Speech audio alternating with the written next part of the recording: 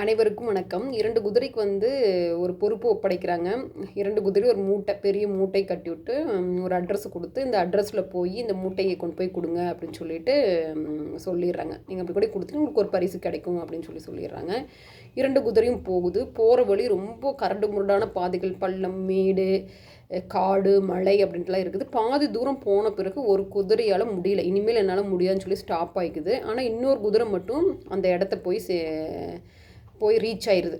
அப்புறம் அந்த குதிரை கொண்டு போன மூட்டை என்னென்னா தங்க மூட்டைகள், தங்க காசுகள். அந்த குதிரை போய் சேர்ந்த இடம் அரண்மனை. அப்புறம் அந்த குதிரையை அந்த மூட்டையெல்லாம் பார்த்தோன்னே ராஜாவுக்கு அவ்வளோ மகிழ்ச்சி. அந்த குதிரைக்கு ராஜா அலங்காரம் பண்ணி சாப்பிட்றதுக்கு தேவையான குதிரைக்கு என்னென்ன பிடிக்குமோ எல்லாமே கொடுத்து ராஜ குதிரை அப்படின்னு சொல்லி அங்கீகாரம் கொடுத்து அவ்வளோ அழகாக அந்த அரண்மனையில் அந்த குதிரையை ஹாப்பியாக வச்சுக்கிறாங்க. ஸோ அந்த கதையில் நம்ம என்ன தெரிஞ்சுக்கிட்டோம் அப்படின்னா, எப்படி காடு, மலை, பள்ளம் இதையெல்லாம் தாண்டின பிறகு தான் அந்த குதிரைக்கு ராஜ வாழ்க்கை கிடச்சிது. அதே மாதிரி தான் நம்ம வாழ்க்கையில் கஷ்டம், துன்பம், ப்ராப்ளம்ஸ் இது எல்லாமே கடந்து வந்தால் தான் நமக்கும் அழகான அற்புதமான வாழ்க்கை கிடைக்கும். இந்த ஸ்டோரி உங்களுக்கு பிடிச்சிருந்துச்சுன்னா மறக்காமல் லைக் பண்ணிவிட்டு சப்ஸ்கிரைப் பண்ணிடுங்க.